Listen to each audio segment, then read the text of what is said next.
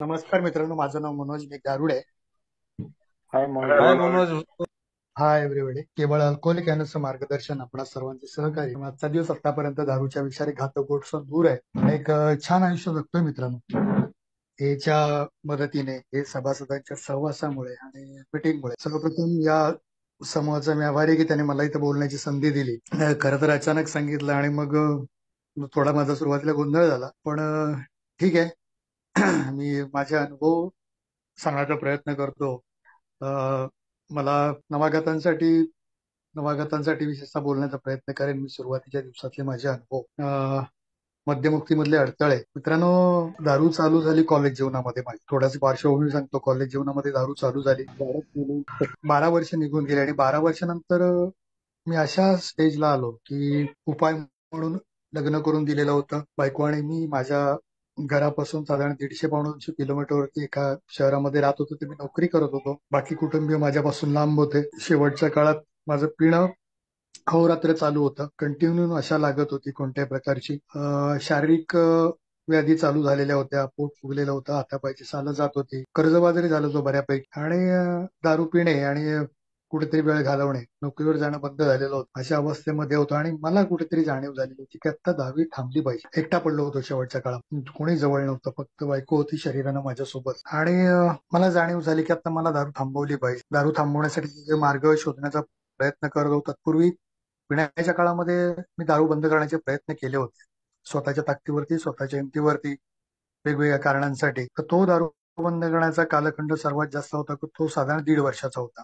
प्रचंड आजारी पडलो होतो आणि मला दारू बंद करण्याचे पर्याय नव्हते. स्वेच्छेनं बंद केलेली दारू 1.5 वर्षच थांबू शकलो मी. त्याच्यानंतर मध्ये 2-3 महिने वगैरे अशी बंद करायचो. पण शेवटच्या काळात, शेवटची काही वर्ष मला ते शक्यच नव्हतं मित्रांनो. एकही दिवस किंवा काही तास दारूपासून लांब राहणं मला जमत नव्हतं. त्यामुळे 24 तास दारू पिणं चालू होतं माझं. आणि ही दारू थांबली, ही दारू थांबवावी, काही महिने थांबवावी. दारू दारू आपल्याला कायमची सोडता येणार नाही. काही महिने दारू थांबवूया, शारीरिक परिस्थिती आपली व्यवस्थित होईल. तर जाण्याच्या मार्गावर असलेली नोकरी नोकरी टिकेल. नोकरी टिकली की माझा पगार व्यवस्थित चालू होईल, 4 पैसे हातात येतील. आणि मग त्या पैशाचा वापर करून ज्या ज्या लोकांनी मला लागता येईल, ज्या ज्या लोकांनी मला दूर केले, त्या सगळ्यांना मी दाखव. कारण मी एकटा पडल्यामुळे किंवा मी स्वतःला स्वतःच पाडून घेतलेलं होतं. पण त्यावेळी माझं मत असं होतं की या सगळ्या दुनियेनं मला वेगळं टाकलं. त्यामुळे दुनियेविषयी प्रचंड राग. त्याच्यात माझे नातेवाईक, माझे भावंड, माझे ऑफिसमधले सहकारी, जे जे जे जे समाजातले सगळे लोक हे मला दुश्मन झालेले होते. कारण त्या सगळ्यांनी मला टाकलेलं होतं, असं मला वाटायचं. त्या सगळ्यांना मी खरा कसा आहे, माझी पात्रता काय आहे, की दाखवून देईल 2-4 महिने दारू बंद केल्यानंतर. आणि मग पुन्हा केव्हा तरी आपण दारू चालू करू. हा विचार घेऊन मित्रांनो, एचा मार्ग मी शोधून काढ. चौकशी केली दारू बंद करण्यात, दारू कुठे बंद करता येते वगैरे वगैरे. चौकशी करता करता एचा मार्ग सापडला मित्रांनो मला. आणि मीटिंग मध्ये आलो. मीटिंग मध्ये आल्यानंतर जसं सगळे लोक सांगतात तसं काय फार वेगळा अनुभव. अशा प्रकारची लोक, अशा प्रकारचे संवाद, अशा प्रकारचे इतिहास असलेले माणसं, अशा प्रकारचा पार्श्वभूमी असलेले माणसं एवढे छान बोलतायत, छान मार्गदर्शन करतायत, एवढं भरभरून प्रेम देतायत. ह्याच्यात भारावून गेलो. आणि सर्वात महत्वाची गोष्ट म्हणजे शेवटच्या काळात एकटेपणा हे माझ्या दारू पिण्याचं कारण होतं. आणि तो एकटेपणा मला इथे जाईल असं वाटलं होतं. समोरचे लोक मला समदुःखी वाटत. पहिले 4-5 दिवस मी दारू पिऊनच मीटिंगला येत होतो, थोडी प्रमाणात. कारण दारू एकदम सोडणं हे मला शक्य नव्हतं, किंवा एकदम दारू बंद केली तर माझं काहीतरी होईल ही भीती मनामध्ये होती. आणि ए मध्ये आलो, मीटिंग केली आणि 4-5 दिवसानंतर दारू बंद करण्याचा निर्णय घेतला. मित्रांनो, तोपर्यंत झालेलं असं की का बंद होत नव्हती माझी दारू, स्वतःच्या इच्छेनं. एक काळ होता की मी 1.5 वर्ष दारू बंद केली होती. दारू बंद करण्यामध्ये अडथळे माझे काय होते ते सांगण्याचा प्रयत्न करतो. आणि त्यानंतर दारू बंद केल्यानंतर आयुष्यात आलेले अडथळे हेही थोडक्यात सांगण्याचा प्रयत्न करतो मित्र. 12 वर्ष दारू प्यायल्यानंतर माझं दारूवरचं अवलंबित्व एवढं वाढलेलं होतं. बघा मित्रांनो, सुरुवातीला जेव्हा दारू चालू केली त्यावेळी आनंद आणि दारू हे एक समीकरण होतं. म्हणजे केवळ आनंद साजरा करायचा असेल, मला मजा करायची असेल तर मला दारू लागेल, अगदी सुरुवातीच्या काळात. आणि मला व्हायचा आनंद, दारून आनंद दिला मित्रांनो सुरुवातीच्या काळात. म्हणजे मी एरवी कधी न चार चौकात बोलणारा दारू प्यायल्यानंतर मी नाचायला लागलो, आरडाओरडा करायला लागलो, लोकांचं लक्ष आकर्षित करून घ्यायला लागलो. आनंद अगदी शुद्ध शुद्ध अगदी निर्मळ आनंद मी घेत होतो काही काळ दारू. त्यामुळे आनंद आणि दारू हे एक समीकरण छान झालेलं होतं. आणि मला ते आवडायला लागलं. जर का मजा, सुख हे सगळं अनुभवायचं असेल, ते साजरं करायचं असेल तर दारू. पण कालांतराने मित्र असं होत गेलं की माझी पिण्याची कारणं बदलत. त्यामुळे साहजिकच 2 पिण्यामधलं अंतर कमी होत. अगदी सुरुवातीला 4-6 महिन्यानंतर कधीतरी प्यायचो. कारण एकच होतं की आनंदासाठी दारू. पण जेव्हा दारू पिण्याची कारणं बदलत गेली त्यावेळी 2 पिढ्यांमधलं अंतर माझं कमी आणि मग हळू माझ्या लक्षात आलं की ठराविक गोष्ट करायची असल्यास मला दारू हे अवलंबित्व माझ्या नकळत वाढत गेले. मला ते माहित नव्हतं. मला वाटलं होतं की इतर लोक दारू पितात तशीच मी दारू पितोय. माझ्या दारू पिण्याला विशेष काही कारण नाही किंवा मी इतरांसारखी भयानक काय पित नाही. काही मित्रही माझ्यासोबत होते, तेही माझ्यासोबत असायचे.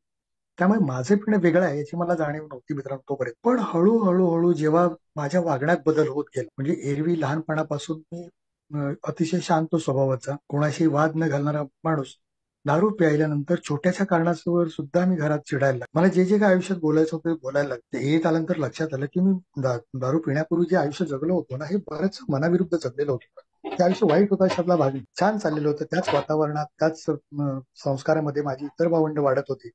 पण मी तिथं कुठंतरी असमाधानी. माझ्यासमोर जे काही चाललेलं होतं, जी काही माणसं होती, त्यांच्याकडून मला वेगळं काहीतरी अपेक्षित होतं, पण ते मी व्यक्त होऊ शकत. मी स्वतःविषयी एक वेगळी प्रतिमा स्वतःची तयार केलेली होती आणि ती प्रतिमा जपण्याचा प्रयत्न करतो. मनोज अतिशय हुशार आहे. मनोजच्या प्रत्येक बाबतीत कौतुक झालं पाहिजे. मनोजने मनोजशी सगळ्यांनी बोललं पाहिजे. ही एक भावना मनामध्ये होती. मनोज कधीही चुकीचा वाटत आणि हे सगळं स्वतःची जर प्रतिमा जपण्याचा प्रयत्न करतो आणि जेव्हा प्रतिमेला धक्का लागायचा, हे पिण्याच्या पूर्वीच सांगतोय, त्यावेळी आतून मी अस्वस्थ व्हायचो. मी आत्मवंचनेमध्ये जायचो. अरे मी गरीब बिचारा. कुठेही व्यक्त झालो नाही मित्रांनो. पण दारू हातात आल्यानंतर ज्या माझ्या सुप्त भावना होत्या, ज्या मी दाबून ठेवलेल्या होत्या, त्या दारू प्यायल्यानंतर व्यक्त व्हायला लागलो. एरवी कोणाची ताठ मानेनं नजरवर करून न बघणारा वडीलधाऱ्या माणसांशी मी त्यांना उर्मटपणे, उद्धटपणे त्यांच्याशी वाद घालायला लागलो, बोलायला लागलो. इतरांचा योग्य तो मान देणारा मी मोठमोठ्या माणसांची, नातेवाईकांची अपमान करायला आणि धाडस माझ्यामध्ये आलं. म्हणजे बघा मित्रांनो, राग, तिरस्कार ह्या भावना देखील दारूशी माझ्या जोडल्या आणि हळू माझ्या प्रत्येक भावना दारूशी जोडल्या. संपूर्णपणे दारू माझ्या भावनांचं अवलंबित्व दारूवरती राहील. मला राग आला की दारू लागायची, मला कंटाळा आला की दारू लागायची, मला चिडचिड झाली की दारू लागायची, माझा अपमान झाला की मला दारू लागायची, मला आनंद झाला की दारू प्यायला लागायची. कुठलीही भावना व्यक्त करण्यासाठी मला दारूची गरज लागायला लागली. हे माझं भावनिक अवलंबित्व झालं. मी 4 लोकांशी बोलू शकत नव्हतो दारूचा आधार घेतल्याशिवाय. एकेकाळी दारू ही कुठंतरी दुय्यम स्थान होतं आयुष्यामध्ये, पण त्या दारूनं या 12 वर्षाच्या कालखंडामध्ये अतिशय उच्च स्थान घेतलं माझ्या आयुष्यात. सर्वप्रथम दारू, त्यानंतर इतर सगळ्या गोष्टी. दारूवरचं भावनिक अवलंबित्व आणि मला बरं वाटायचं. दारू सोबत घेतली की मला जसं वाटतं तसं वागता येत. जे माझ्यानं करता येत नाही ते दारू प्यायल्यानंतर मला करता येत. ह्या भावना तयार होत गेल्याने एवढ्या ह्या भावना अतिशय स्ट्रॉंग झाल्या मित्रांनो. आणि मग त्यासाठी दारूचा आधार घेणं मला अपरिहार्य आहे आणि म्हणून मी दारू शारीरिक कालांतरानं शेवटी शारीरिक दारू वर्ष वाढत. कारण मी अतिशय छान चित्र काढायचे मित्रांनो. माझं अक्षर अतिशय सुवाच्य होतं. पण शेवटच्या काळामध्ये माझे हात एवढे थरथरायचे की मी स्वतःची सही करू शकत नव्हतो. रस्त्यानं चालू शकत नव्हतो. दारू न पिता रस्त्यानं चालू शकत नव्हतो. आणि शेवटी तर मला सकाळी उठल्यानंतर जेव्हा केव्हा रात्रीची नशा उतरली, मग किती वाजलेले असू देत, 3, 3:30, 2:30 किती वाजलेले असू देत, मला प्रचंड पोटात वेदना व्हायच्या. मला पिवळ्या उलट्या व्हायच्या, वांत्या व्हायच्या आणि मग उरलेली रात्री लपवून ठेवलेली दारू मला प्यावी लागायची. तेव्हा मला बरं वाटायचं. माझं दारूवरचं शारीरिक अवलंबित्व हे वाढलेलं होतं आणि म्हणून मला दारू सोडणं कठीण वाटतं. म्हणून ना हे मध्ये आल्यानंतर लगेच दारू बंद करणं हा माझ्यासाठी फार मोठा निर्णय होता. किंबहुना त्यावेळी मला अशक्य वाटत होतं की हे लोक सांगतात ना की one day at A time, आजचा दिवस, आज दारू बंद करायची आहे. हे मला पहिल्या 4 दिवसामध्ये कधीच शक्य वाटलं नाही किंवा मला जमणार. पण ते लोक मला आवडायला लागले, त्यांच्यावरती विश्वास बसायला लागला. माझं भावनिक अवलंबित्व, शारीरिक अवलंबित्व सर्व दारूवरती तो वैचारिक अवलंबित्व म्हणाल तर मी दारू प्यायल्याशिवाय विचारच करू शकत नव्हतो. आणि जे विचार करत होते त्या विचारांना काही दिशाच नव्हती मित्र. जे विचार होते, दारू न पिता जे विचार होते ते स्वार्थ प्रेरित होते. की मी माझ्यासाठी मी दुर्दैवी, मीच अभागी, मीच उत्तम, अशा प्रकारचे विचार. आणि दारू प्यायल्यानंतर हे विचार दुसरं टोक गाठायचे की चला माझ्यासारखा शाणा. माझे विचारच भरकटलेले असायचे. दारू प्यायलेलो असलो की नसलो तरी सुद्धा विचारच भरकटलेले असायचे, गोंधळलेले विचार. पण दारू प्यायल्यानंतर जरा बरं वाटायचं. एखादा विषय घेऊन तोच सगळं बसायचो. बऱ्याचशा वेळा हा विषय एक तर खुन्नस असायची, कोणाची तरी नालस्ती करत असायचो. ही माणसं अशी, ती माणसं अशी, ती माणसं अशी. किंवा मग दुसरी बाजू असायची की बारमध्ये बसलेल्या लोकांना जे काही गोळा व्हायचे आजूबाजूला, त्यांना मी कसा दुर्दैवी आहे. माझ्या 25 माणसांचं कुटुंब छान आयुष्य जगतंय, सगळे सुस्थितीत आहे आणि मी एकटा इकडे पडलेलं आहे, मी दुर्दैवी आहे, माझ्यावरती खूप मोठा अन्याय झालेला आहे. अशा प्रकारचे विचार त्यावेळी मनामध्ये होते.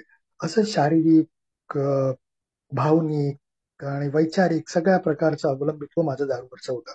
आणि या परिस्थितीमध्ये मला जेव्हा मध्ये आलो त्यावेळी मला सांगितलं गेलं की आता दारू आम्ही अशा पद्धतीने बंद केली. एक आजचा दिवस सकाळी उठल्यानंतर रात्री झोपेपर्यंत मला दारू प्यायची नाही एवढाच विचार करायचा मला सांगितलं गेलं.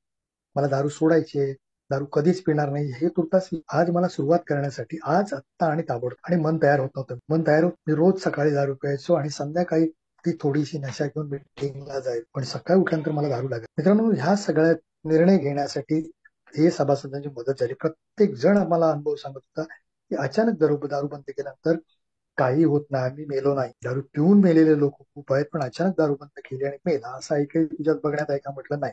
तुलाही काय होणार, तुलाही काय होणार. आणि त्यांचे टोकाचे अनुभव होते मित्र, टोकाचे अनुभव. दारू बंद करायचे ह्या निर्णयाशी मी पक्का होतो, पण त्यामध्ये हे अडथळे होते. दारूवरचं अवलंबित्व मला एकाएकी बाजूला करणं शक्य होत नव्हतं. अनेक भीत्या होत्या. मला भीती घालवण्यासाठी दारू लागत होती शेवटच्या काळात. अनेक प्रकारच्या भीत्या. दारू नसेल तर वेगवेगळ्या भीत्यामध्ये डोकं खायचं. मी कर्जबाजारी झालेलो होतो, त्यांची भीती होती. ऑफिसमध्ये गोंधळ घातलेले होते, ते होते, लोकांना दुखावलेलं होतं मी, त्या भीत्या होत्या. दारू नसेल तेव्हा सगळे मनात विचार आहेत. आणि दारू बंद केल्यानंतर ह्या सगळ्या गोष्टींना कसं फेस करायचं ही समस्या माझ्या पुढे होती. मित्रांनो, त्या दिवशी मीटिंग झाल्यानंतर सगळेजण एकत्र जमले आणि त्यांनी मला सांगितलं, बघ उद्या दसरा आहे. त्या दुसऱ्या दिवशी दसरा होता. बघ चांगला दिवस आहे, निर्णय घेत, आम्ही तुझ्या सोबत आहोत. आणि घेतला मी मित्रांनो निर्णय. अडथळे पार करायला मला त्यांनी सांगितले की एक पाऊल तुला पुढे यायचंय.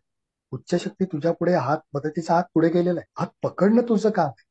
त्यासाठी तुला दारू बंद करण्याचा निर्णय घ्यावा लागेल किमान एक दिवस तरी. कारण उच्च शक्तीनं मॅक्झिमम त्यांची तुला मदत करण्याची तयारी दाखवलेली आहे. ज्या अर्थी तू ए मध्ये येतोय, मीटिंगला आलायस, तुला एचा संदेश मिळाला, याचा अर्थ मदतीचा हात तुझ्या पुढे आहे. तो हात पकडणं तुझी जबाबदारी आहे. त्यामुळे दारू बंद करणं हा निर्णय सर्वस्व तुझ्या हातात. त्यासाठी लागणारी मदत शेकडो, लाखो, हजारो लोकांची मदत तुला मिळणार आणि ते एक वेगळं फिलिंग होतं मित्रांनो. काही दिवसापूर्वी मी एकटा पडलेलो माणूस, मला कळायला लागलं की मी अशा काही लोकांमध्ये येऊन बसलोय. संघटना जी आहे ही जागतिक आणि मी जागतिक संघटनेचा एक घटक आहे. म्हणजे एकटेपणा कसा निघून गेला बघा. एक प्रकारचं स्थैर्य आलं, जसं धाडस आलं, मी एकटा नाहीये. आणि म्हणून या लोकांना विश्वास बसला. जर का एवढे लोक हे सगळं सांगतायत तर नक्कीच ते खरं आहे. विश्वास ठेवला मित्र. आणि मग 15 ऑक्टोबर 2002 ला तो निर्णय घेतला. त्या दिवशी इनिशियल स्पॉन्सरच्या घरी जाऊन बसलो मी आणि माझी पत्नी. आणि तो दिवस माझा फार भयानक गेला. कारण जवळजवळ 1.5-2 वर्ष झालेलं होतं. एकही दिवस असा गेलेला नव्हता की मी दारू प्यायलो. त्या लोकांनी मला खूप चहा दे, हे दे, खाणं दे, जे जे काय होते दिलं होतं, मदत केली होती. आणि तो दिवस मित्रांनो संध्याकाळपर्यंत मी दारू प्यायलो. संध्याकाळ झाल्यानंतर माझी पत्नी आणि मी माझ्या घरी आलो. जीवन जात नव्हतं. रात्री झोपलो तसाच. त्या दिवशी नाही इच्छा झाली. कारण बऱ्याच वेळा असं व्हायचं, मी निर्णय घ्यायचो दारू प्यायची नाही, संध्याकाळी बायकोला फिरायला न्यायचो, छान बाजारात फिरून आलो, ठरलेलं असायचं की मला दारू प्यायची नाही. पण रात्री 8-9 वाजता सुद्धा मला इच्छा व्हायची आणि दारू प्यायला जायचो आणि तो दिवस पासायचा. बऱ्याच वेळा असं झालेलं आहे की मी दारू प्यायलेलो नसायचो, बायकोलाही बरं वाटायचं या माणसानं दारूच प्यायलेलं नाही, खूप छान निर्णय घेतलाय. त्यामुळे संध्याकाळी 7-7:30 ला ती म्हणायची, चला आपण जेवण करून घेऊ, जेवायला बसू. कारण प्यायलेलं नाही ना, जेवल्यानंतर शक्यतो पिणार नाही, म्हणजे जेवणाची घाई करायची. पण मित्रांनो, माझ्या डोक्यात वेगळंच चाललेलं. दिवसभर नाही प्यायलो ना, आत्ता थोडीशी प्यायला हा माझ्या मनात विचार चाललेला असायचा. बायको जेवण वाढायच्या तयारीत असायची. मी घरामध्ये हाफ पॅन्ट आणि बनियनवरती असायचो. मित्रांनो, बायकोला सांगायचो मी जरा वॉशरूमला जाऊन येतो. आणि मग ती बादली भरायची आणि बाहेरच्या बाजूला वॉशरूम होता तिकडे जायचो. तिथे गेल्यासारखं करायचो. काळोखात ती बादली तशी ठेवायची आणि धावत कंपाऊंड वॉलवरून उडी टाकून पलीकडे रस्त्यावर जायचो. पलीकडे असलेल्या गावठीच्या अड्ड्यावरून 2 ग्लास पटापट दारू प्यायची, पुन्हा यायचं, ती बादली पायावर ओतायची, पाच करायचं आणि पुन्हा पानावर बसायचं. तिला कळायचं सुद्धा. पण त्या दिवशी तसं झालं नाही मित्र. त्या दिवशी तसं झालं नाही, कारण तो निश्चय मी केलेला होता, स्वतःशी प्रामाणिकपणे घेतलेला होता की आज मला जायचं. त्या दिवशी झोपण्याचा प्रयत्न केला, रात्री झोप नाही लागली, खूप त्रास झाले मला सगळं. आणि तो दिवस मित्रांनो भयग्रस्त होतो, प्रचंड भयग्रस्त होतो, अस्वस्थ होतो. मला काही कळत नव्हतं काय होते. या मार्गावर निघाले होते कारण आपण पुढे कसं होणार, असे एका बाजूला प्रश्न पडे, दुसऱ्या बाजूला ज्या लोकांचं झालं ते माझं होतं. हे लोक जर का खरं बोलत असतील तर ह्या लोकांचंच ऐकायचं आणि या लोकांसोबत राहायचं, हाही मनामध्ये विचारायचं. ती अशी ती रात्र होती. दुसऱ्या दिवशी तेच झालं. पुन्हा त्यांच्या घरी गेलो आणि बसलो, कारण नोकरीवर जाण्याचा प्रश्नच नव्हता. 1-2 महिने मी नोकरीवर गेलो नव्हतो, बँकेत गेलेलो नव्हतो, त्यामुळे तोही विषय नव्हता. फक्त हे सोबत राहायचं. आणि मित्रांनो, एक दिवस मीटिंग करायला, काही दिवसात शेअरिंग केलं आणि बरं वाटलं. मी रमलो. म्हणजे सुरुवातीला त्रयस्थपणे गेलेला मनोज त्या त्या समूहाचा कधी घटक बनला, कारण सगळे मला जवळचे वाटले. त्यांचे अनुभव एवढे टोकायचे होते ना की मी विचार केला नव्हता एवढे टोकायचे. आणि बस हेच सुरक्षित जागा आहे माझ्या. मला जगायचं असेल की सुरक्षित भावना त्याच्यामध्ये आता अवलंबित होतं, शारीरिक अवलंबित होऊन काही दिवसामध्ये नाहीसं झालं. मला सकाळी भरणारा थरथर, सकाळी होणाऱ्या उलट्या, ह्या 2-4 दिवसामध्ये निघून गेला. मला जाणवायला लागलं की माझं शारीरिक अवलंबित कमी झालं. अशक्तपणा होता शरीरामध्ये, पण दारूची शारीरिक ओढ माझी कुठेतरी कमी होतोय असं 2-4 दिवसात मला वाटायला लागलं. भावनिक ओढीच्या बाबतीत मित्रांनो काय झालं की डोक्यातला दारूचा विचार निघून गेल्यानंतर, दारू बंद केल्यानंतर काही दिवसामध्ये दिवसभर तो दारूने व्यापलेला मनाचा भाग असायचा. दिवसभर दारूने व्यापलेला मनाचा भाग जो व्यापलेला असायचा तो रिकामा झाला आणि त्या ठिकाणी एचा संपर्क, एचा सहवास, एचे विचार, या लोकांविषयी प्रश्न, या लोकांविषयी विचार, असं ते मन व्यापून म्हणजे दारूच्या विचारांना माझ्या एच्या विचारांना, त्या फेलोशिपच्या विचारांना रिप्लेस आणि मग भावनिक त्रास व्हायला कमी झाला. माझ्या भावना भावनिक अवलंबित होतं माझं ते कमी झालं. कारण मला त्या भावना व्यक्त व्हायला, त्या प्रकारचे विचार करायला वेळ, नवीन ए विषयी जाणून घेतलं, नवीन सभासदांबरोबर गप्पा मारणं, त्यांचे अनुभव ऐकणं. खूप कसं होतं जिथे मी ए मध्ये गेलो, ज्या फेलोशिपमध्ये, ज्या ग्रुपमध्ये, एक छोटंसं शहर होतं. सगळे सभासद जवळ राहायचे. बरेचसे म्हणजे फार चांगल्या नोकरीला नव्हते. रॉक बॉटम खूप टोकाचं असलेले सभासद होते. त्यामुळे कोणी मोलमजुरी करायचा, कोणी होडीवर मासेमारीला जायचा, कोणी गवंडी काम करायचा, एका दुसरे सरकारी नोकर होते पण त्यांच्या नोकऱ्या गेलेल्या होत्या. त्यामुळे बराच वेळ होता त्यांच्यात आणि आम्ही सातत्याने एकत्र राहायचो. समदुःखी लोक आम्ही सगळे एकत्र राहायचो. त्यामुळे एक प्रकारची वेगळं असं बंधुत्व तेव्हा निर्माण झालं होतं माझं. त्यामुळे वाईट भावना, नकारात्मक भावना निर्माण करणारी विचार मनामध्ये यायला संधी फार, भावनिक अवलंबित्व कमी झाला. तुम्ही दारू न पिता अनेक वर्ष आनंदाने आयुष्य जगणारे लोक जेव्हा बघितले तेव्हा माझा गैरसमज दूर झाला की मला वाटायचं की दारू नसेल तर आयुष्यात आनंद काय, आनंद साजरा करायचा असेल तर दारूच लागते, हे माझं पक्क समीकरण. पण जेव्हा बाहेरून येणारे 20 वर्ष, 30 वर्ष, 35 वर्ष सोबत दारूपासून लांब असलेल्या सभासद एवढं आनंदानं आयुष्य जगतात, ते बघितल्यानंतर मला वाटलं अरे खरंच आहे की मला ज्या लोक म्हणतात त्याप्रमाणे दारू बंद कर, आनंद साजरा करायचा, दारू कशाला, आणि हे मान्य करायला. तर माझ्या बाबतीत एक गोष्ट झाली, मी कुठे तुलना करायला मला जागाच, मी एवढा आहे पण तेवढा नाही, हे इतरांच्या बाबतीत ऐकलं, माझ्या बाबतीत तसं झालं नाही. माझ्या बाबतीत तसं झालं नाही. मग त्यांच्यात वावरायला लागलो. माझी नोकरी नव्हती मित्रांनो. आता झाला महिना व्हायला लागला, 1.5 महिना. माझं जो इनिशियल स्पॉन्सर होता त्याला मी सांगितलं की बघा आता मी दारू बंद केलेली, मला काहीतरी कामधंद्याचा, कारण ज्या संस्थेत कामाला होतो ती संस्था बंद होण्याच्या मागे म्हणजे मला जरी परत घेतलं असतं तरी त्याचा काही उपयोग नव्हता आणि पुढच्या 2 महिन्यामध्ये ती संस्था बंद झाली. हे आल्यानंतर जुन्या सभासदांचे अनुभव ऐकले. ए मध्ये आलो, दारूपासून लांब राहिलो आणि आयुष्यात चांगल्या घटना घडत गेल्या. ए मध्ये आल्यानंतर माझ्या बाबतीत पहिली कुठली गोष्ट घडली असेल तर माझा एचा प्रवास चालू होता, मध्यमुक्त होतो, चांगली संगत होती, चांगला सहवास होता. पण पहिली घटना घडली की माझी नोकरी गेली. मी ज्या संस्थेत कामाला होतो त्या संस्थेच्या 52 शाखा एकाएकी बंद पडल्या आणि मी बेकार झालो. बघा मित्रांनो, मी दारू पीत नाही, चांगलं आयुष्य जगण्याच्या दिशेनं पावलं टाकतोय आणि पहिलाच माझ्या वाट्याला आलं की ती संस्था बंद होणे आणि नोकरी जाणे. मित्रांनो, दारू पीत असतो या गोष्टीचं फार मोठं भांडवल केलं, फार मोठं भांडवल. पण काही वाक्य मध्ये ऐकत होतं जे होतं ते चांगल्यासाठी दिवस जात, अशा प्रकारची वाक्य ऐकत होतो आणि त्या वाक्याचा गांभीर्याने विचार करत. मी कधीही कोणाच्या वाक्याचा एवढा गांभीर्याने विचार, लोकांनी माझं दुसऱ्यांचं ऐकण्यासाठी मी नाही पण हे मध्ये ऐकायला, ठीक आहे ही जर का नोकरी गेली असेल तर माझ्यासाठी काहीतरी वेगळं वाढून ठेवलेलं असं सकारात्मक विचार. दुसरी गोष्ट, संस्था बंद झाल्यानंतर मी एकटा बेकार झालोय का, एकट्याचीच नोकरी गेली. संस्थेमध्ये असलेले 800 कामगार बेकार झालेले आहेत. सगळ्यांवर तेच दुःख आहे. पण मला दुःखात करण्यात काय अर्थ आहे, हे विचार येत आल्यामुळे, त्या संपर्कामुळे बदलले नाही तर या विचाराचं नोकरी जाणे, त्या गोष्टीचं मी फार मोठं भांडवल केलं. पण तेही माझ्याकडून झालं. मित्रांनो, मग त्या इनिशियल स्पॉन्सरला सांगितलं की मला काहीतरी काम, तो म्हणाले ठीक आहे तुला बघूया. माझी अपेक्षा होती की मी बँकेत काम करत होतो, तिथे काही जण व्यावसायिक होते, माशाचा मोठा व्यापार त्या शहरामध्ये, मच्छीमारी व्हायची, मोठमोठे माशाचे व्यापारी, लॉन्चचे, बोटिंगचे मालक असायचे. मला कुठल्या तरी मच्छी व्यापाऱ्याकडे अकाउंट्स लिहिण्याचा, हिशोब करण्याची नोकरी मिळेल माझी अपेक्षा होती. इनिशियल स्पॉन्सरची ओळख पण होती आणि त्याचाही व्यवसाय होता, माशांची जाळी बनवण्याचा त्याचा उद्योग होता. त्यामुळे त्याच्या ओळखीत मला काम मिळेल आणि 4 पैसे मिळतील या अपेक्षाने मी त्याच्याशी तक्रार आलो. त्याने मला प्रश्न विचारला, तू इथे आल्यानंतर नोकरी किती वर्ष केलीस? म्हटलं अमुक वर्ष नोकरी केलीस. किती पगार मिळायचा? एवढा मिळायचा.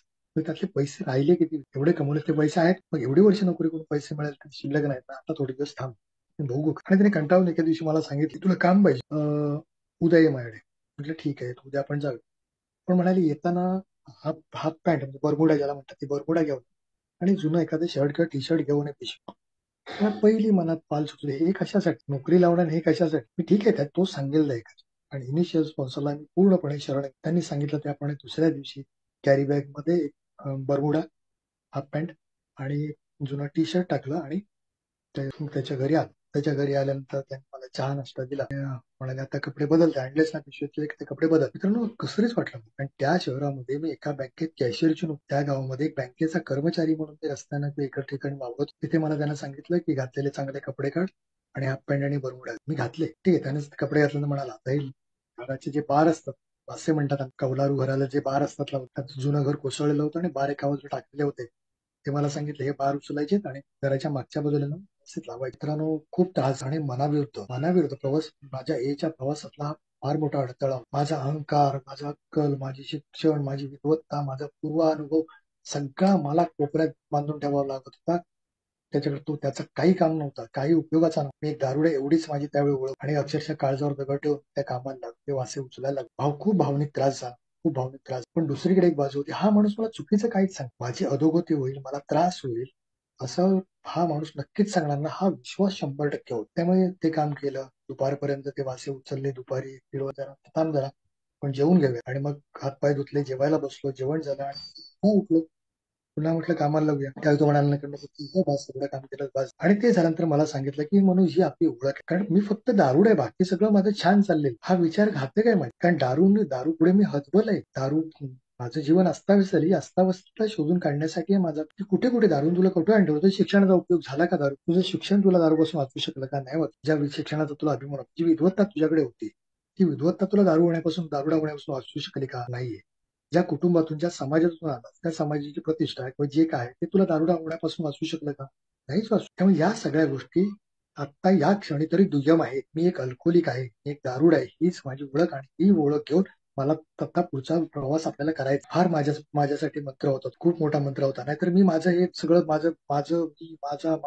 माझं शिक्षण, माझी माणसं, माझे नातेवाईक अशा ऑफिसर आहे, हे आहे ते आहे, हेच गाठीशी घेऊन मध्ये अहंकार तिथे माझी पूर्ण हतबलता मान्य करण्यासाठी मला ताकद मिळेल आणि सगळं तिथं सोडलंय. आणि पुढचे काही दिवस मिळेल ती छोटी मोठी कामं करत मी करायला लागलो. इनिशियल स्पॉन्सरला म्हटलंय तर आता नोकरी तर नाही, माझ्या गावाला जातो. माझ्याही मनात तो विचार आला 1-2-4 महिन्यानंतर. तुम्हाला घरी जाऊन काय करणार तू ज्या शहरामध्ये ज्या गावातला आहेस ते हे आहे का? म्हटलं अजिबात.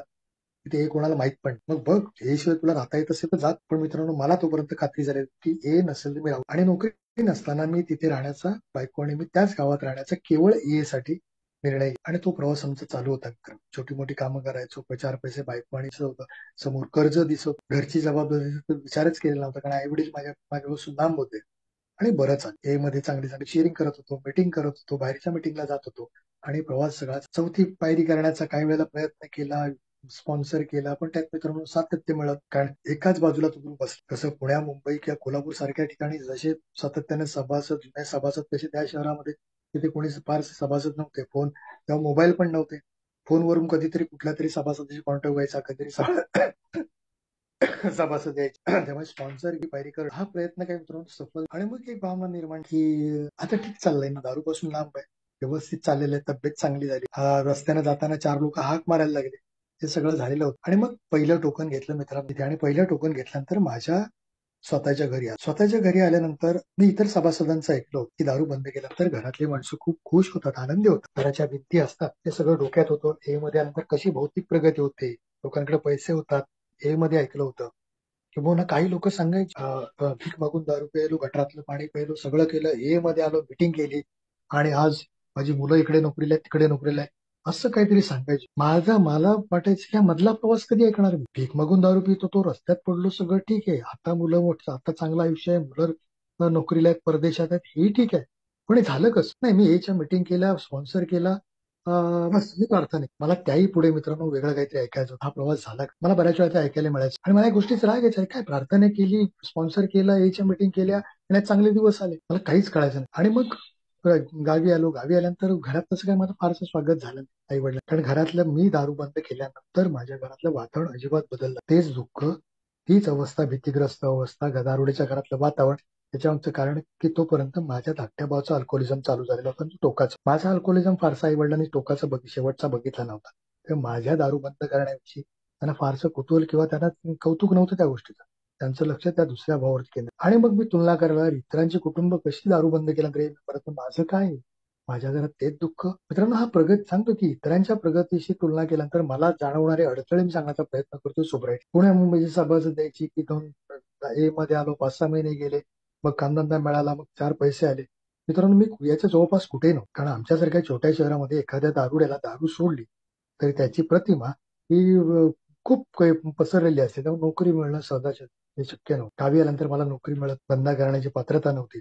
आणि मग आई वडिलांच्या घरात पुन्हा चालू झालं. एवढी वर्ष नोकरी केली, पैसे आम्हाला काही केलं नाही, तू दारू बंद केलीस त्याचं कौतुक नाही आम्हाला.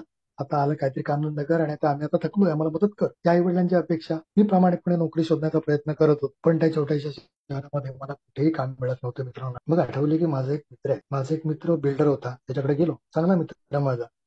त्याचा एका रेस्ट हाऊसचा मोठा प्रोजेक्ट चालू होता, त्याच्याकडे गेलो. त्याला म्हटलं असं असं आहे आणि मला काहीतरी काम पाहिजे. त्याच्याही कानावर माझं दारू पण गेलेलं होतं. ठीक आहे, मला सुपरविजनसाठी मी 1200 रुपये देतो, तुला जमतं का बघ. माझ्या घरापासून 6 किलोमीटर बसला 10-15 रुपये रोजचे घालावे लागणार होते. मी तयार झालो आणि मग ते 8 तास काम करायला लागलो. 8 तास 12 तास 1200 रुपये मिळायचे, त्यातले 800 रुपये आईला द्यायचो आणि 400 रुपये आणि माझी 6 महिन्याची मुलगी त्याचे 400 रुपये महिनाभर. मित्रांनो, इतरांची ए मध्ये आल्यानंतरची ऐकलेली प्रगती मी त्याच्या जवळपास पण कुठे नाही. आणि आतून त्रास व्हायचा मित्रांनो, एक भावनिक द्वंद्व आतमध्ये चालायचं. का मी असं दुर्दैवी का? जी आत्मवंचना, कमीपणाची भावना दारू पिताना होती किंबहुना त्यापूर्वी होती, तीच ए मध्ये असताना, ए मध्ये आल्यानंतर सोबायटी मध्ये मला जाणार पण असलेला ए वरची श्रद्धा की नाही, हे दिवस जाणार आहे. माझ्या इनिशियल स्पॉन्सरनी मला सांगितलं की आज दसरा आहे, आज तू दारू बंद केलीस, तू फक्त पुढचा दसरा कसा आहे ते बघ, त्याच्यात फरक असेल की नाही बघ. आणि निश्चित मित्रांनो, चांगला होता, फार चांगला. ज्या दिवशी मी ए मध्ये गेलो, त्या दारू बंद करायचा निर्णय घेतला, त्या दसऱ्याला बायकोकडे आणि माझ्याकडे फक्त 10 रुपये होते. त्यातल्या 5 रुपयाची बायकोनं गोंड्याची फुलं घेतली होती, झेंडूची फुलं. पण दुसऱ्या दसऱ्याला मी मला, बायकोला आणि मुलीला छोटेसे का होईना कपडे घेऊ शकलो होतो. कुठेतरी प्रगती होती. समाजात 4 लोक मला विचारत होते. काहीतरी त्या वर्षामध्ये बदल होता आणि नक्की हे दिवस जाणार आहे या विचाराशी मी पक्का होतो. त्यामुळे हे दिवस जातील. जेव्हा डिप्रेशन यायचं तेव्हा स्लोगनचा वापर करायचा. मला काही लोक सांगायचे, हे मध्ये आणि ते लगेच जर का भौतिक प्रगती झाली तर फार धोकादायक आहे, फार धोकादायक. तुझी जशी पात्रता होईल तसं परमेश्वर उच्च शक्ती तुला देणार आहे, सगळं देणार. त्या गोष्टीवर विश्वास ठेवला मी आणि काम करायला लागलो. पुढे पुढे मग बिल्डरकडे काम करत, काम बदलत, कामगार नसेल तेव्हा त्या बांधकामावर पाणी मारा, असं सगळं मित्रांनो मी करत होतो. आणि या याच्यामध्ये झालंच मित्रांनो की मी ज्या गावामध्ये होतो तिथं नवीन ग्रुप चालू करायचा होता. एक मला हितचिंतक भेटले, त्यांना याची माहिती मिळाली, माझ्याविषयी त्यांना माहिती मिळाली आणि मग नवीन ग्रुप तयार करण्याच्या दृष्टीने आमचे प्रयत्न चालू झाले. आणि मग माझ्या अंगामध्ये असं जे काही संचारलं ना मित्र, सेवेचं भूत संचारलं, तोपर्यंत मी कुठल्याही, फक्त पहिली दुसरी तिसरी पायरी घेतली होती काही प्रमाणामध्ये, बाकी कुठल्याही पायरीकडे बघितलं नव्हतं.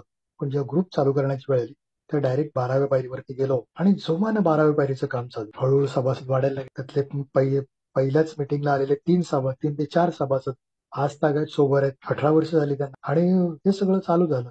या ह्याच्यामध्ये मधल्या सगळ्या पायऱ्या करायच्या असतात, ते मी विसरून गेलो. 12व्या पायरीचं काम चालू. मी जेव्हा या सगळ्या प्रवासामध्ये सिनियर विचारायचं की असं आहे की मी माझ्या परीने प्रयत्न करतो. सिनियर मेंबरना विचारायचो प्रश्न जेव्हा यायचे, मी माझ्या परीने प्रामाणिकपणे प्रयत्न करतोय, पण मी आईवडिलांच्या अपेक्षा पूर्ण करू शकत नाही. याच्यावरती सोल्युशन, त्याच्यावर मलाही मानसिक त्रास होतोय, आईवडिलांना त्रास होतोय. मी काय पर्याय, याच्यावर काय करावं. मला माझी सोबरायटी महत्वाची आहे, त्यामुळे आईवडिलांच्या आकांक्षा पूर्ण करण्याची वाटेल त्या थराला जाणं मला परवडणारी गोष्ट नाही. पैशाचा पाठलाग. दुसरी गोष्ट, मला स्पॉन्सरने सांगितलं की एक आल्यानंतर नवीन कर्ज काढायचे. काही त्यांनी मला टिप्स दिल्या, नवीन कर्ज काढायचे. एक आल्यानंतर त्याने मला सांगितलं, तुझ्या हातात जे काही पैसे येतात, जे पैसे येतील ते बायकोच्या हातात द्यायचे, कारण पैसे मॅनेज करणं तुला जमलंय का आजपर्यंत. म्हटलं नाही. मग ते पैसे पत्नीच्या हातात द्यायचे.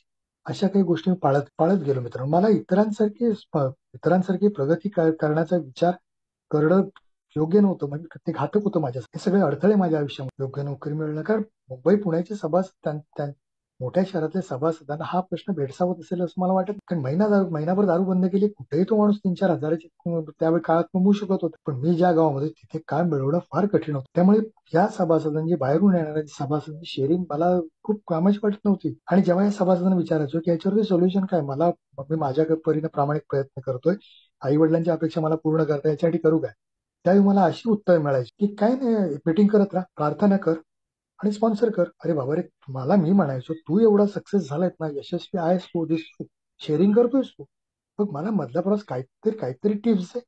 ठरलेली उत्तर मित्रांनो. सिनियर आज ते 30-35 वर्ष सोबत आहेत, ते सभासद अशी उत्तर दे की प्रार्थना कर, प्रार्थनेत खूप ताकद आहे, मीटिंग कर, मीटिंग मध्ये खूप ताकद मिळते, आणि स्पॉन्सर. आणि हे सगळ्या गोष्टी मला पटायची नाही. मला कृतीचा कार्यक्रम होता. कृती. मी मुळात असा माणूस आहे की मी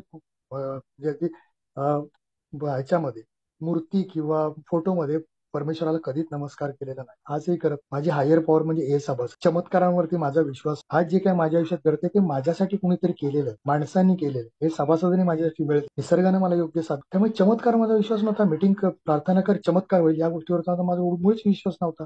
मला कृतीचा कार्यक्रम पाहिजे आणि मिळेल ते काम करत राहिलो करत राहिलो करत राहिलो मित्रांनो. आणि हळूहळू आयुष्य बदलायला लागले. आयुष्य बदलायला लागले. एका ठिकाणी नोकरी मिळाली. नोकरीच्या बाबतीत असं झालं की मी सहज फिरत फिरत MIDC मध्ये गेलो होतो. एका कंपनीत गेलो आणि कंपनीत टायपिंगचं काम होतं म्हणून तिथे गेलो आणि ते काम करण्यासाठी गेलो होतो. पण टायपिंग करण्यासाठी म्हणून गेलो आणि ते टायपिंगचं काम करता करता त्या लोकांनी माझं इतर डिपार्टमेंटला फेरी मारायचो, त्यांच्याकडे बोलायला जायचो, त्यांना कामाला मदत करायचो आणि ते करता करता तेवढ्यातच तिथे वेकन्सी निघाली आणि त्या डिपार्टमेंटला मला त्या कंपनीमध्ये मला ठेवून घेतलं. सहज फिरायला म्हणून गेलेलो मी नोकरी शोधायला. आज त्या कंपनीमध्ये मी परमनंट झालो. पुढच्या 2-3 वर्षामध्ये परमनंट झालो. आज 8 तासाची नोकरी असते, पण मला 1-1.5 तास सुद्धा काम नसतं. एसीत बसायचं आणि गप्प हे करत बसायचं बस. सुरुवातीला जे कष्ट काढले त्याचं फळ मित्रांनो, आज मला ती वाक्य आठवली की ए मध्ये आल्यानंतर तुझी जर का भौतिक प्रगती लगेच फास्ट होत असेल तर कदाचित तू धोक्यावर लागणार नाही. माझ्यासारख्याला परवडणारी नाही भौतिक प्रगती. मला मेहनत करून माझी पात्रता होईल तोपर्यंत आणि तसंच होत गेलं मित्रांनो. जशी माझी पात्रता होत गेली त्या पद्धतीने मला मिळत. मी जेव्हा ह्या सगळ्या प्रवासामध्ये माझ्या मागून आलेले सभासद आमच्या ग्रुपमध्ये, नवीन ग्रुप चालू झाल्यानंतर हे सभासद सगळे सदन होते. मी त्यांच्याच गाडीतून 4 व्हीलर मधून बाहेरच्या मिटिंगला जायचो. बघा मित्रांनो, मी त्या ग्रुपचा फाउंडर मेंबर, मी जुना मेंबर. आणि मग बाहेर गेल्यानंतर जेव्हा हे नवागत सभासद ज्यांना 2 महिने झाले, 4 महिने झाले, हे त्यावेळी खिशातून 500, 1000च्या नोटा काढायची बघायच्या आणि त्यावेळी मी खूप आत्मवंचनेत जायचो. खूप आत्मवंचन की काय परिस्थिती, माझी परिस्थिती केव्हा सुधारणार.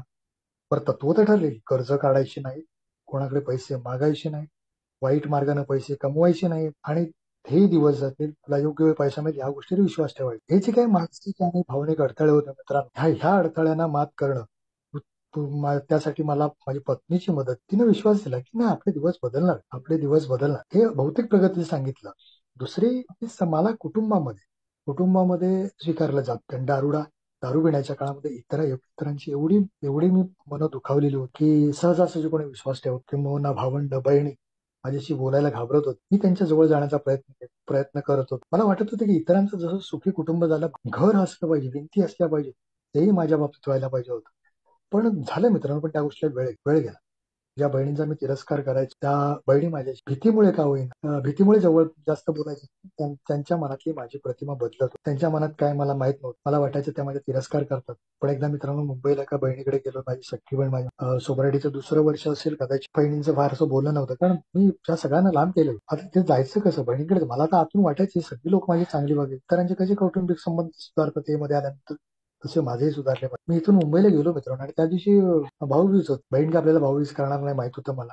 कित्येक वर्ष भाऊबीज रक्षाबंधन केलेली नाही. त्या दिवशी मला सुट्टी होती म्हणून गेलो, भाऊबीजेसाठी म्हणून गेलो नाही. घरी गेलो, तिचा नवरा होता, सासू होती, सासरे होते, सगळे होते. आणि मी सकाळी उतरलो तिथे, आंघोळ वगैरे बसलो आणि तेवढ्यात सासू सासरे तिचे बाहेर गेले आणि बहीण आली आणि हळूच तिनं 500 रुपयाची नोट माझ्या हातात. काही कळलं नाही. 500 रुपयाची नोट दिली. मला म्हणाले नंतर मी तुला ओवाळणार आहे भाऊबीज करणार, तेव्हाही त्या आर्थिक 500 रुपये. म्हटलं असं काय प्रकार आहे. त्याच्या मागचं कारण होतं की जेव्हा ती मला भाऊबीज करणार आहे तेव्हा तिच्या भावानं आर्थिक काही ठेवलं नाही. असं होऊ नये, भावाचा अपमान होऊ नये, त्यासाठी तिने घेतली काळजी. भावाचा अपमान होऊ नये म्हणून तिने स्वतःकडचे 500 रुपये दिले आणि सांगितले आर्थिक टाका. आता पण निघताना तिने मला पैसे दिले तो भाग वेगळा. पण एवढी असं त्या लोकांविषयी होती. आणि दारू पिण्याच्या काळामध्ये या लोकांना प्रचंड तिरस्कार. आई वडिलांचा खूप राग करायचो, कारण ते धाकट्या भावाला जास्त गोंजारतात, त्याच्यावर जास्त प्रेम करतात. आणि ह्या सगळ्या विचारांमुळे सोसायटीमध्ये सुद्धा मला एक कौटुंबिक नातेसंबंध जुळवताना अडथळे निर्माण होतात. कारण माझ्या जुन्या कल्पनांना मी चिकटून राहिलेलो होतो. ही माणसंच आहे, त्यांच्याबद्दलचा दृष्टिकोन बदलायचा मला वेळ गेला. कारण सरळ सरळ मला माझ्यावर अन्याय होतं असं मला वाटतं. पण लक्षात आलं की मी काहीतरी करू शकेन असा आईवडिलांना विश्वास होता. तो धाकटा भाऊ काहीच करणार नाही, त्यामुळे त्याला थोडासा आधार जास्त दिला जात होता. हा विचार कालांतरानं हळूहळू हे सगळे विचार बदलत गेले. आणि मित्रांनो, पुढचा प्रवास छान होत गेला. पुढे काही वर्षानंतर स्पॉन्सर घेतला, याचा कार्यक्रम लिखाण केला आणि त्यानंतर मित्रांनो, आज आयुष्याकडे बघण्याचा संपूर्ण दृष्टिकोन माझा बदलला. आज छान कुटुंब आहे. ज्या ठिकाणी नोकरीला आहे तिथं मानाचं स्थान आहे. समाजामध्ये व्यवस्थित सगळं स्थान आहे आणि सुखानं म्हणजे मी आज शांतपणे झोपू शकतो. कुठल्याही प्रसंगाला, कुठल्याही याला शांतपणे तोंड देण्याचा प्रयत्न करतो. एक उपयुक्त जीवन म्हणजे काय, ते जगण्याचा प्रयत्न करतो. सगळे अडथळे पार करून मी खरोखर उच्चशक्तीचा आभारी आहे की मला सोबरायटी अतिशय सहज, सोपी आणि सुखकर दिली नाही. मला प्रत्येक गोष्टीची, प्रत्येक सुखाची किंमत मोजावी लागली. कदाचित ए मध्ये आलो असतो, 2 महिन्यात मला नोकरी मिळाली असती, भरपूर पैसा आला असता, तर कदाचित मी एच्या कार्यक्रमाकडे किंवा या सगळ्या प्रवासाकडे स्वतःकडे प्रामाणिकपणे बघितलंच नसतं मित्रांनो. कारण मगाशी म्हटलं तसं माझा उद्देश तोच होता. ए मध्ये यायची, दारू बंद करायची, 4 पैसे कमवायचे आणि लोकांना दाखवायचं. हे जर का साध्य झालं असतं तर मला हा एचा एवढा अमूल्य असा जे काही ठेवा आहे एचा, हा कधीच मिळाला नाही. मला सर्वात जगाची सोडून दे, मी जगाची माहिती का आज मला स्वतःची ओळख करण्यात मजा वाटते. मी माझं पूर्वी केलेलं चुकीचं व्यक्तिमत्व लोकांना आवडेल तसा मनोज मी तयार केलेला होता. ज्या मनोजवरती माझं प्रचंड प्रेम होतं, तो मनोज तयार केलेला होता. स्वतःची एक विचित्र अशी प्रतिमा तयार केली होती आणि ती प्रतिमाचं मीही पूजन करत होतो. इतरांनी त्या प्रतिमेची पूजा करावी असं मला सातत्यानं वाटत. जेव्हा ए मध्ये आल्यानंतर माझ्या पूर्वायुष्याकडे बघितलं, माझ्या चारित्र्याकडे बघितलं, माझ्या व्यक्तिमत्वाच्या जडणघडणीकडे बघितलं, त्यावेळी लक्षात आलं की तिथूनच सगळा बिघाड आहे. आज तो सगळा बिघाड दुरुस्त करण्याचा प्रयत्न करू. प्रत्येक घटनेकडे बघण्याचा दृष्टिकोन माझा बदलण्याचा प्रयत्न करू. ती जे काही धारणा होत्या प्रत्येक माणसांविषयी, प्रसंगांविषयी, त्या बदलण्याचा प्रयत्न करतोय. त्यामुळे आयुष्य खूप छान झालंय मित्र. मी जगाचा किंवा फार दुसऱ्या गोष्टींचा अभ्यास करत नाही. मी स्वतःचा अभ्यास करण्याचा प्रयत्न, कारण मला आजही मला कळत नाही कुठल्या कुठल्या क्षणी मी कसा रिॲक्ट होईल. तो माझ्या व्यक्तिमत्वाचा महत्वाचा भाग आहे. माझं व्यक्तिमत्व म्हणजे ते आहे की कुठल्या क्षणी मी कसा रिॲक्ट होतो, कशी प्रतिक्रिया देतो, ही ठरवणारी जी मेंदूमधली यंत्रणा आहे, ते माझं व्यक्तिमत्व. आज त्याचा शोध घेतोय. मला कधी कधी नाही कळत मी असा कसा वागतो. प्रत्येक ठिकाणी थांबून विचार करणं मला नाही जमत मित्रांनो. माझं व्यक्तिमत्व, माझी विचार करण्याची पद्धत आजही माझ्यासाठी कोड आहे. त्यामुळे इतरांच्या चारित्र्याचा, इतरांच्या सोब्रायटीचा, इतरांच्या रिकव्हरीचा अभ्यास करायला मला वेळ आहे. मी तो प्रयत्न करतो. माझ्या याचा सातत्यानं स्वतःविषयी विचार करण्याचा प्रयत्न करतो. जिथे माझा त्रास होतो तिथे जाणं टाळतो. माझ्या जास्त कौतुकानं हुळून जात तोही प्रयत्न करतो. पाय जमिनीवर ठेवण्याचा प्रयत्न करतो आणि त्यामुळे बरं वाटतं मित्रांनो, बरं वाटतं.